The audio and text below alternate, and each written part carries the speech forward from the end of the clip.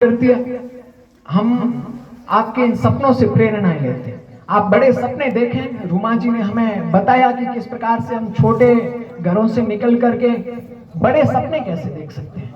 आदरणीय रूमा जी मुख्य अतिथि, मेरे गांव से पधारे हुए ग्रामीण महानुभावों, पूजनीय गुरुजनों एवं अपने देश के लिए कुछ कर गुजरने के सपने, कुछ जज्बे रखने वाले मेरे भाइयों और बहनों, आज जहां हर कोई अपने देश की, अपने समृद्धि की, तरक्की की सपने देखता है, और उस वक्त जब इन गांव ढाणियों की स्कूलों में पुरस्कार पाने वालों की, सरकारी स्कूलों के बच्चों की लंबी कतारें, प्राइवेट स्कूल के नन्हे मुन्ने बच्चों की अपेक्षाएं देखता हूं, और भारत की समृद्धि को आखिर जब इन मापतोल पे देखता हूं तो सोचता हूं कि यार वाकई हमारे इन बच्चों के, इन नव भविष्य के, इन युवाओं के सपनों के तले मेरे देश की समृद्धि को कौन रोक सकता है। मेरे प्यारे देशवासियों, आज हिंदुस्तान अपने नव सपनों के साथ जागृत हो रहा है। जहां पहले हमने अपनी कई महान सभ्यताओं, परंपराओं को अपनी कुछ खामियों की वजह से खो दिया था। हम सैकड़ों साल तक विदेशियों के गुलाम रहे। हमारी संस्कृति, हमारी परंपराएं, हमारी शिक्षा पद्धतियों को हमारी आक्रांताओं ने तबाह कर दिया। 200 सालों तक हम अंग्रेजों के गुलाम रहे,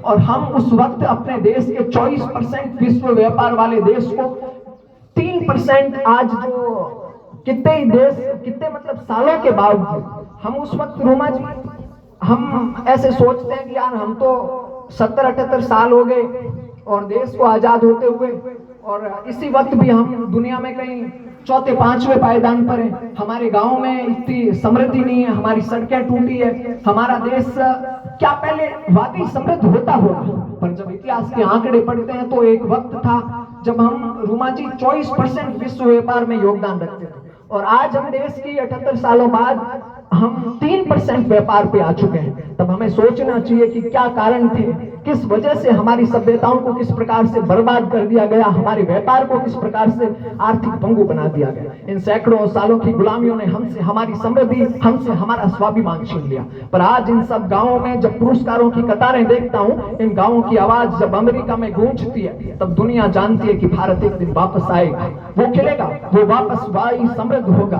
पर आज जरूरत है कि हम कितने समय में इन गांवों को, इन कस्बों को, इन शहरों को वापस से समृद्ध बनाएं, अपने भारत को समृद्ध बनाएं। पर आज हमारे सामने इन नतों, लोक दिखावने ज्ञानों और सरकारी नौकरियों की मानसिकता, छोटे सपनों व भारत की आधी आबादी के रूप में महिलाओं की केवल चूल्हे चौकियों तक सीमितताओं हमें धीमा कर रही है, हमें कहीं ना कहीं पीछे रख रही है। आज हम अपने जिन डोडा, अमल, दारू से लड़ते आए, पर आज जो हमारे सामने एमडी, स्मैक, हेरोइन, कोकीन की जो चुनौतियां खड़ी है, इन्होंने हमारे पंजाब, हरियाणा के युवाओं को बर्बाद, जो हमारे मारवाड़ में हमारी पुश्तें बर्बाद कर देगी, इसके बारे में हमें सोचना चाहिए।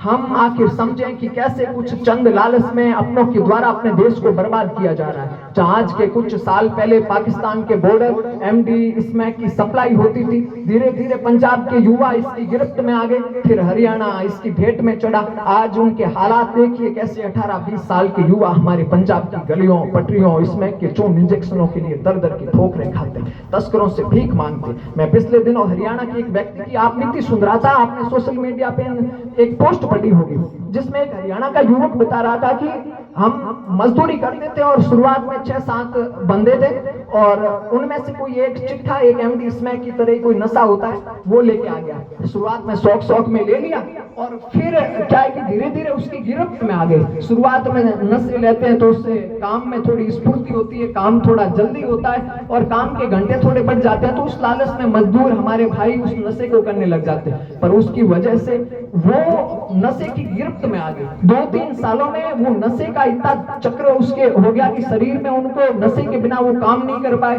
और फिर वो चूर्ण की जगह इंजेक्शन लेने लग गए। आज एमडी स्मैक के इंजेक्शन लेने के तले उसके हालात ये है कि उसके 7 में से 5 जनों की मौत हो चुकी है, और वो एक जो अपनी बात सुना रहा था, उसके हालात कुछ यूं है कि उसके शरीर में पहले जो चूर्ण लेता था, उसके बाद में जो इंजेक्शनों के तले उसके जहां जहां इंजेक्शन देता, वहां पूरे शरीर में उसके फफोले हो गए। फफोले मतलब दुखनी हो गए इस एमडी स्मैक के नशों से।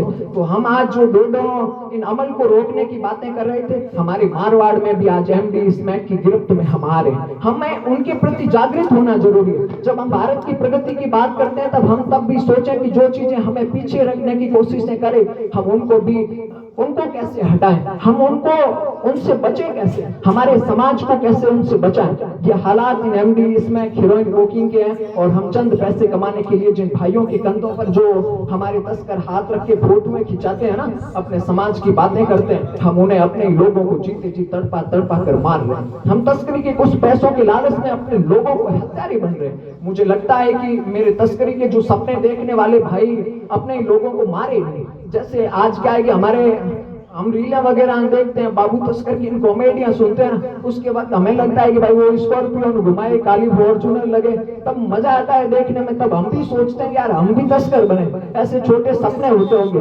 पर ठीक है, कुछ पैसे कमा लेंगे, थोड़े सरकार से बच करके, सिस्टम से बच के, पुलिस वालों से बच के, कुछ बढ़िया घर बना देंगे, थोड़े गहने हो जाएंगे, पर उससे हम अपने लोगों को मार देंगे। फिर हमारा कोई भाई होगा जो उसकी गिरफ्त में आएगा, तो वो किस प्रकार से तड़प तड़प के मरता है। आप बताओ, आप छोटे बच्चे अपने माता पिता को जो ये काम करते हैं, घर की जो महिलाएं जो अपने देश की प्रगति के लिए हर कोई सपने देखता है, अपने समाज की प्रगति के लिए सपने देखता है, वो अपने पापा को, अपने चाचा को, अपने भाइयों को रोको यार कि अपने समाज को बर्बाद नहीं करें, अपने इस देश को नशे की चंगुल में बर्बाद नहीं करें। मेरे प्यारे देशवासियों, छोटे भाइयों, मैं इन सभी चीजों के लिए एक नई बात के रूप में आपके रूप में ऐसे आना चाहता था कि भाई तस्करों को, ठीक है, मैं ऐसे दादाजी से बात कर रहा था कि भाई अपनी तस्करी का काम छोड़ के ऐसे कोई समाज में थोड़ी चेतना फैलाएं कि भाई तस्करी के काम नहीं करें। तो अगर मैं पता नहीं किए था, मैं तो पैया कमाए जिन हमने बाप ने कौन छोड़े।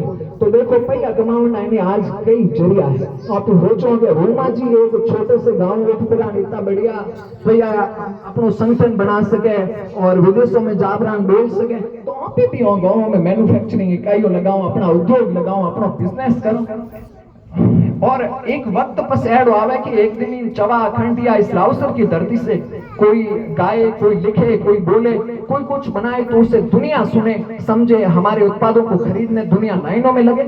ये सपने हमारे होने चाहिए कि हम भी पैसे कमाने के यदि जरिए हैं तो इन खेलों से कोई धावक निकले जो दुनिया में अपनी धूम मचाए, कोई गायक हो जो अपने गानों के थ्रू दुनिया की अपने इन गानों के गायन को दुनिया में पहुंचाए। और रुमा जी, आपने वाकई आप बहुत बढ़िया काम कर रहे हैं और हम बच्चों के लिए तो आप बड़े प्रेरणादायक हैं। मैं सोचता हूँ आपके सपनों की तरह के कभी गांव में इस प्रकार के 2-3 किलोमीटर पे कला केंद्र बनाओ, जहाँ पे एक संयुक्त रूप से जो हमारी माताएं बहनें केवल चूल्हे चौकियों तक सीमित रहती है। तो भारत की एक आधी आबादी है जिनके पास में अवसर नहीं है कि भाई आप किस प्रकार से आगे बढ़ के अपने काम कर सकती है या अर्थव्यवस्था में योगदान दे सकती है। हाँ, मैं मानता हूँ, मैं जानता हूँ कि घरों में उनका योगदान कतई कम नहीं है, पर आर्थिक समृद्धि में जो उनकी अपने सपनों के लिए जो क्षमता है वो किस प्रकार से वो यूज करे। तो उसके लिए हम 2-3 किलोमीटर पे ऐसे गांवों में कला केंद्र बनाए कि जिसके थ्रू वो वहां पे आए, वो अपने, किसी को अचार बढ़िया बनाना आता है, किसी को बढ़िया खाना बनाना आता है, किसी को वीडियो बढ़िया बनाने आते हैं, किसी को हैंडीक्राफ्ट के काम आते हैं, तमाम प्रकार के काम वो आए, दूसरों को सिखाए, वो अपने काम करें। और वहां पे कोई हमारे यहाँ पे डाडी है, हमारे मांगणियार भाई है, हमारे लंगा है, हमारे भील है, हमारे मेघवाल भाई जो जम्मा देने जानते, वो वहां पे आए, वो अपने हुनर को और निखारे, उनको इंस्ट्रूमेंट मिले, नई टेक्नोलॉजी मिले। और इस प्रकार के जो हमारे छोटे बच्चे हैं जो रील क्रिएटर बन सकते हैं, जो कोई बढ़िया चीजें वीडियो वगैरह रीलें बना सकते हैं, वो भी वहां पे आए और कोडिंग सीखे, कंप्यूटिंग सीखे। इस प्रकार के कला केंद्र हम तैयार करें। इन्हीं सपनों के साथ मैं आपके भीतर जो ये क्षमताएं देखता हूँ, आपको वापस से आपको कहता हूं कि एक दिन अपने देश के लिए, अपने समाज के लिए, अपने इस क्षेत्र के लिए कोई प्रेरणादायक काम करने के लिए छोटे बच्चों आप जरूर आगे आना। हम सभी युवा आपसे, आपकी इन आंखों से, और हम भी काम करेंगे अपने देश के लिए। और आप अपने इन सपनों को ऊंचे बढ़ाए रखना। रोमा जी से सीखिए, कौशल्या जी से सीखिए, तमाम प्रकार के लोगों से, बड़े सपने देखने वाले लोगों से सीखिए। जय हिंद, जय भारत।